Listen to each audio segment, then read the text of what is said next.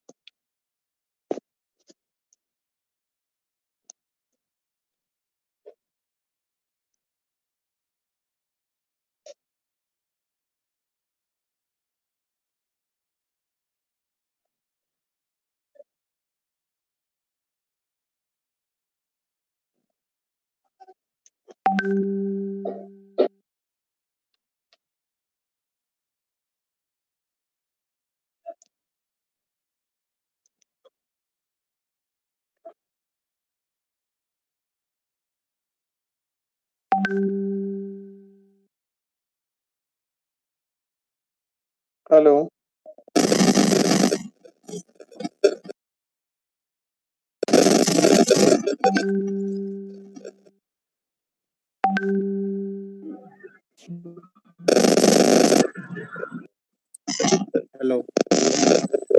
Hello.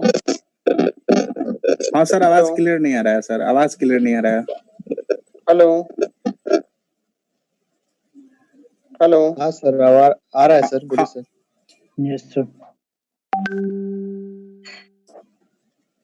पढ़े क्या तुम लोग? Hello. Yes sir. Yes sir. क्या कह रहे? Friction in international financial market. Am I audible to all या फिर दिक्कत है? यस सर, फ्राइडे है सर। आवाज नहीं आ रही। हेलो। हेलो सर, आवाज नहीं आ रही है। हेलो। Yes sir.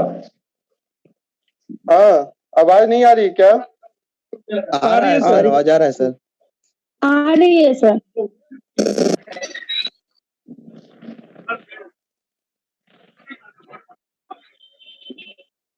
चलो ठीक है, तो हम लोग जो जिस पॉइंट पे थे वहां पे आए।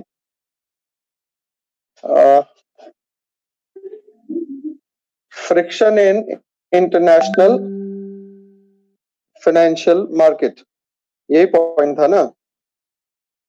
Yes sir. कह रहे there are market frictions manifesting in government controls, varying tax laws and explicit and implicit transaction cost। इसका मतलब क्या हो गया? यही बहुत इंपॉर्टेंट लाइन है। देयर आर मार्केट फ्रिक्शंस, मतलब मार्केट में प्रॉब्लम्स है, मार्केट में परेशानियां। यहाँ पे फ्रिक्शन का मतलब नेगेटिव सेंस में लिया गया। फ्रिक्शन का मतलब प्रॉब्लम्स। प्रॉब्लम्स कहां पर, किस चीज से रिलेटेड है, किस चीज से वो प्रॉब्लम जनरेट होता है? गवर्नमेंट कंट्रोल से। वेरिंग टैक्स लॉज, अलग अलग जगहों पर, अलग अलग देशों में अलग अलग टैक्स के नियम है। Explicit and implicit transaction cost, जब आप सिक्योरिटी मार्केट में काम करते हैं, फाइनेंशियल मार्केट में काम करते हैं, तो हर ट्रांजैक्शन के ऊपर आपको कुछ ना कुछ कॉस्ट देना पड़ता है। और कॉस्ट एक्सप्लिसिट भी होता है और इम्प्लिसिट भी होता है। एक्सप्लिसिट का मतलब कुछ एडिशनल कॉस्ट जो आपको पे करना पड़ता है, और इम्प्लिसिट का मतलब कि उस सिक्योरिटी में ही इनबिल्ट कॉस्ट रहता है। हाँ, होता है। governments often try to administer international financial flows through different forms of control mechanism, such as multiple exchange rate, taxes on international flow and restriction on the outflow of funds। सरकार जो है वो क्या करती है कि अलग अलग तरीके से इंटरनेशनल फाइनेंशियल फ्लो को कंट्रोल करने की कोशिश करती है। कंट्रोल कैसे करती है, उसमें से कुछ प्रमुख तरीका है। मल्टीपल एक्सचेंज रेट्स, मतलब अलग अलग जगहों पर अलग अलग तरीके से एक्सचेंज रेट इंपोज करेगी, फॉरेन एक्सचेंज रेट इंपोज करेगी। टैक्स ऑन इंटरनेशनल फ्लोज, यानी कि अगर कोई इंटरनेशनल फ्लो हो रहा है, चाहे वो बाहर से अंदर आए या अंदर से बाहर जाए, तो वो इंटरनेशनल फ्लो हो गया, उसके ऊपर टैक्स को इम्पोज करना। And restriction on the outflow of funds, जो हम लोग एक वर्ड यूज करते थे रिपैट्रिएशन, याद आया? रिपैट्रिएशन, रिपैट्रिएशन का मतलब क्या हो गया कि आपके बाहर से सब्सिडरी कंपनी से फंड्स को लेकर आना। तो वो जो आउटफ्लो ऑफ फंड्स है, जो रिपैट्रिएशन है, उस रिपैट्रिएशन के ऊपर भी रिस्ट्रिक्शन को इम्पोज करना। इफ सच कंट्रोल्स परसिस्ट मतलब चलता है, foreign investment inflow is hampered despite ample return low risk. मतलब क्या हो गया, अगर ये सारी परेशानियां रहती हैं तो इन परेशानियों के रहने के बावजूद भी जो इन्वेस्टमेंट का इनफ्लो है वो प्रभावित होता है।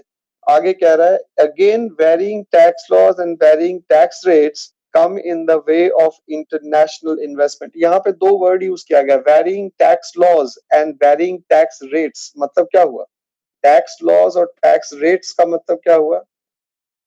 Tax rate is a part of tax law. Tax rate is a part of tax law. अब ये जो टैक्स लॉ है वो टैक्स लॉ अलग अलग देशों में अलग अलग हो सकता है, टैक्स रेट भी अलग अलग देशों में अलग अलग हो सकता है। In many countries, capital gains, dividend and interest income are taxed and there is tax also on financial transaction. क्या कह रहा है, बहुत सारे देशों में कैपिटल गेन, ये कैपिटल गेन का मतलब क्या हुआ? What is capital gain? Capital gain का मतलब जब आप लॉन्ग टर्म एसेट को बेचते हैं या लॉन्ग टर्म लायबिलिटी को सेटल करते हैं तो वहां पर जो आपको फायदा हुआ उसको हम लोग कैपिटल गेन कहते हैं। Dividend and interest income are taxed and there is tax also on financial transactions. If the rates are high, post-tax return are obviously low. अगर transaction cost बहुत ज्यादा है, dividend अगर मतलब उसके ऊपर भी imposition है, तो ऐसी हालत में क्या होगा कि टैक्स के बाद का जो प्रॉफिट होगा, टैक्स के बाद का जो रिटर्न होगा वो स्वाभाविक तौर पे कम होगा। आगे कह रहा है, there are of course treaties to help avoid double taxation. Even then taxes limit the scope of international portfolio in investment. Excuse me, मतलब sir. क्या हुआ? हाँ So if the हाँ rates are high, post-tax returns are obviously low. मतलब ठीक तो है। अगर आपको टैक्स ज्यादा देना पड़ेगा, अगर आपको टैक्स ज्यादा देना पड़ेगा बाबू, तो टैक्स देने के बाद का जो प्रॉफिट होगा, प्रॉफिट आफ्टर टैक्स, वो क्या हो जाएगा? कम ही ना होगा? yes sir. हाँ. Obviously Thank you. कम होगा। अगर हमसे कोई टैक्स कम चार्ज करेगा तो प्रॉफिट आफ्टर टैक्स क्या हो जाएगा? कम हो जाएगा। Okay. Sorry, sir tax charge करेगा तो ज्यादा ज्यादा हो जाएगा, ज्यादा हो जाएगा। तो टैक्स रेट, अब लाइन ध्यान से सुनिएगा, टैक्स रेट और प्रॉफिट आफ्टर टैक्स, इसके बीच में इनवर्स रिलेशनशिप है। Higher tax means low profit after tax and low tax means higher profit after tax. तो टैक्स और प्रॉफिट आफ्टर टैक्स के बीच में कैसा रिलेशनशिप हो गया? इनवर्स। inverse. क्लियर है? आगे बढ़े। Yes sir.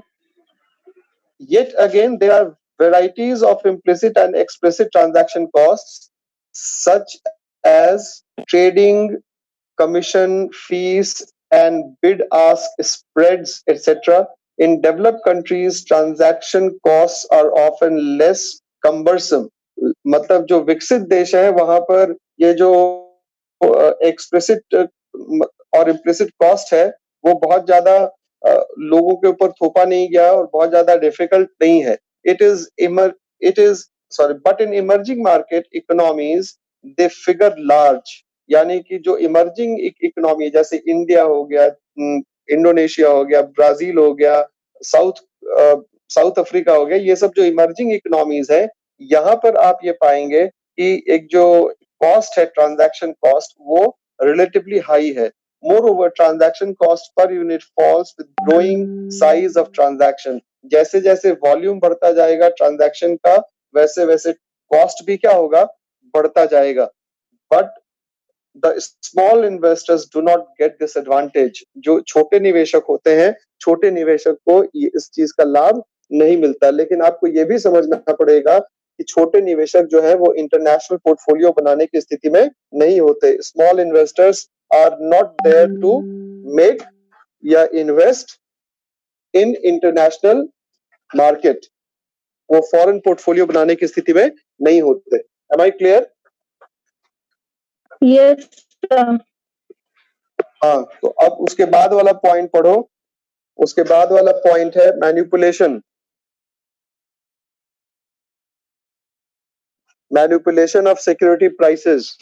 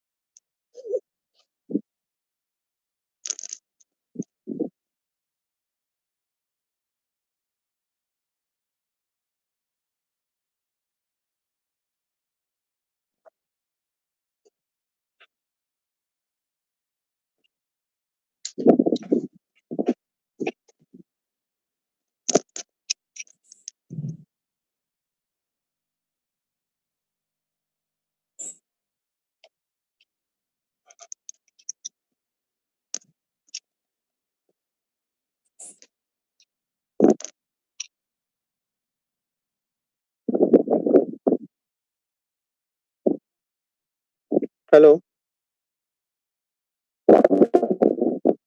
Yes, sir. पढ़े क्या? Manipulation of security prices. Yes, sir. क्या कह रहा है? It is true that in a perfectly competitive financial market. Perfectly competitive financial market का मतलब क्या हो गया? परफेक्टली कॉम्पिटिटिव फाइनेंशियल मार्केट का मतलब क्या हो गया? परफेक्ट कंपटीशन का मतलब क्या हुआ? एक ऐसा मार्केट जहां पे Sir. जहां पे सेम प्रोडक्ट डील हो, सेम प्राइस पे डील हो। परफेक्ट कंपटीशन का फीचर यही था ना, होमोजेनिटी एंड यूनिफॉर्म प्राइसेस। तो स्टॉक मार्केट जो है वो, या सिक्योरिटी मार्केट जो है, या फाइनेंशियल मार्केट जो है, वो परफेक्टली कॉम्पिटिटिव मार्केट है या परफेक्ट कंपटीशन का एक एग्जाम। कह रहा है no investor can influence market price of securities, but in the real world it is the government and also the big brokers that influence the security prices. क्या कह रहा है? ये लाइन देखिए, लाइफ लॉन्ग समझने और याद रखने वाली बात है। थियोरिटिकली होता क्या है, लोगों को पता है कि कोई भी लोग, मार्केट के कोई भी पार्टिसिपेंट या इन्वेस्टर सिक्योरिटी प्राइसेस को प्रभावित नहीं कर सकते, लेकिन वास्तविकता में ऐसा नहीं है। वास्तविकता में गवर्नमेंट और बिग ब्रोकर्स जो हैं वो सिक्योरिटी प्राइसेस को प्रभावित करते हैं। The government influences them through its and fiscal policies. It can change interest rate, tax rates, etc. It can change the regulatory provisions. The manipulation is often large when the public sector financial institutions and banks hold big chunk of the securities traded. Chunk मतलब हिस्सा. यहाँ पे chunk का मतलब क्या हो गया? हिस्सा. Traded on the stock exchange. In such case, the asset portfolio lacks the desired liquidity with the result that the foreign portfolio investment becomes. ठीक है, अब इससे मतलब नहीं है. मतलब ये इसका सीधा सा मतलब हुआ. मैनिपुलेशन का मतलब क्या हो गया? मैनिपुलेशन का मतलब प्राइसेस को इन्फ्लुएंस करना, इफेक्ट करना. तो कहा गया कि फाइनेंशियल मार्केट या जो सिक्योरिटी मार्केट है वो परफेक्टली कॉम्पिटिटिव मार्केट है. इसमें हम लोगों को मालूम है कि प्राइसेस यूनिफॉर्म रहता है, प्रोडक्ट सेम रहता है, कोई प्राइसेस को इन्फ्लुएंस नहीं कर सकता, मार्केट सिचुएशन को इन्फ्लुएंस नहीं कर सकता. लेकिन ऐसा होता नहीं है. ये सारी चीजें थियोरेटिकली है, लेकिन प्रैक्टिकली ऐसा नहीं होता. गवर्नमेंट मॉनेटरी और फिस्कल पॉलिसी के सहारे और भी अपनी बहुत सारी टैक्स रेट्स, इंटरेस्ट रेट्स, इन सब के सहारे और जो रेगुलेटरी प्रोविजंस है उसको चेंजेस उसमें लाके मार्केट में रेट्स को प्रभावित करती हैं. लास्ट पे पॉइंट है अनइक्वल एक्सेस टू इंफॉर्मेशन. अगर आपको याद होगा कि हम लोगों ने पढ़ा था फाइनेंशियल मार्केट का सबसे बड़ा एडवांटेज क्या है? एडवांटेज था कि वो इंफॉर्मेशंस को स्प्रेड करना, डेसिमेशन ऑफ इंफॉर्मेशन. लेकिन यहाँ पे प्रॉब्लम क्या है कि इंटरनेशनल पोर्टफोलियो इन्वेस्टमेंट का सबसे बड़ा ड्रॉबैक है कि यहाँ पे इतनी आसानी से इंफॉर्मेशन अवेलेबल नहीं हो पाता. राइट? क्यों? क्योंकि यहाँ पे अलग अलग जगहों पे अलग अलग तरीके से और हर इंफॉर्मेशन हर समय हर इन्वेस्टर को हर कंट्री से हर कंपनी के बारे में अवेलेबल करवाया जाए, ऐसा प्रैक्टिकली पॉसिबल नहीं है. आया समझ में? Yes, sir. यस और no? Yes, sir. Yes, sir. चलो ठीक है. सिलेबस तो कल के आप लोगों का टाइमिंग शायद कुर्सी सर ने भेज दिया होगा आप लोगों को. देख लीजिएगा एक बार. और टाइमिंग जो है वो मेरे ख्याल से अच्छा मैं ही बता देता. हाँ सब बाहर से नहीं पूछेगा, ओनली पीडीएफ से पूछेगा. हाँ जी, पीडीएफ से ही पूछेंगे. जो हाँ सर. पीडीएफ भेजे है ना, Yes, हाँ sir, उसी से पूछेगा. पूछेंगे. तुम लोग Yes, sir. क्यों किताब नहीं है तुम लोग के पास? नहीं सर. सर, हम लोग के पास तो लगा था कि हम लोग 2-3 दिन में वापस चले जाएंगे अपना, लेकिन हाँ ऐसा हुआ सर, नहीं. 31 मार्च के बाद हम वापस आ जाएंगे सर. तो इसका क्या? हम लोग को लगा था कि अच्छा रुक जाओ. 2-3 दिन में वापस चल जाएंगे. बुक कॉपी कुछ नहीं है सर मेरे पास. अच्छा कोई बात नहीं, चिंता नहीं करो. सर क्या क्या पूछिएगा? इसलिए नंबर मिल जाएगा. अच्छा खैर चलो हम बता देते हैं. आप लोगों का जो पूछें सर. एग्जामिनेशन है, हाँ आप लोगों का जो एग्जामिनेशन है वो 4 मई को है. टाइमिंग लिख लो 4 मई. सर्विस मार्केटिंग,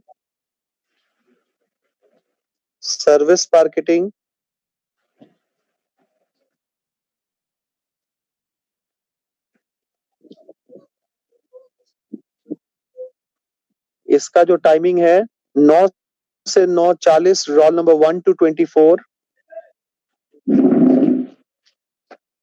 9 से 9:40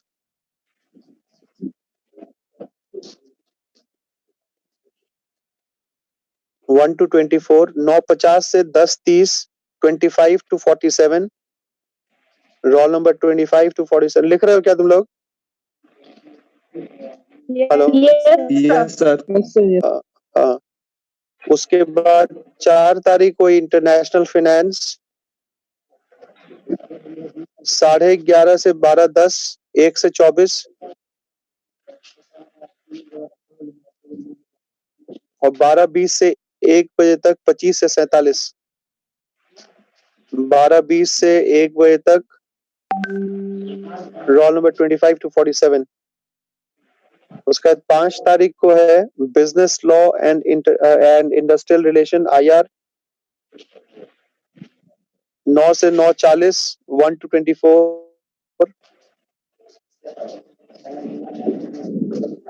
और 9:50 to 10:30 20 रोल नंबर 25 to 47. लिख लिया आप लोगों ने? Yes sir. चलो ठीक है। Yes sir. तो अब टेस्ट के बाद ही जो मैम जो का सिलेबस नहीं होगा? का सोनी मैम का तो बताए तो। रीना मैम का? रीना मैम वाला अभी कहाँ होगा, वो जब हम पढ़ाएंगे तब ना होगा। Yes sir.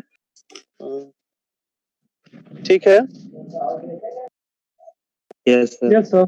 तो मेरा जो टाइमिंग है वो आप लोगों के साथ 4 तारीख को है, 11:30 बजे से लेके 1 बजे तक के बीच में। और रोल नंबर वाइज ही आइएगा। अगर उससे बाहर होंगे, जैसे 11:30 से 12:10 तक, 1 से 24 है, उतने ही लोग आएंगे, उससे ज्यादा मत आइएगा। सर नेटवर्क ठीक है? इशू रहेगा फिर सर, नेटवर्क प्रॉब्लम होगा सर तो देखते हैं, हर चीज का सॉल्यूशन है। जो सर कहे कि बीच बीच में कितना और डिस्कनेक्ट भी हो जाता है। हाँ, तो कोशिश करना आने का, उसमें कोई दिक्कत नहीं है, आ जाना। ठीक है सर।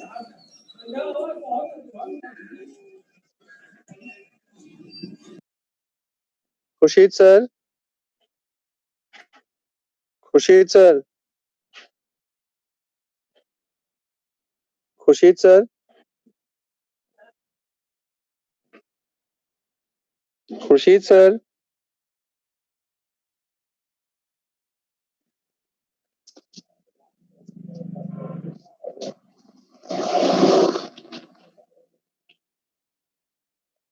सर किस टाइप से क्वेश्चन पूछेगा, एग्जांपल सर?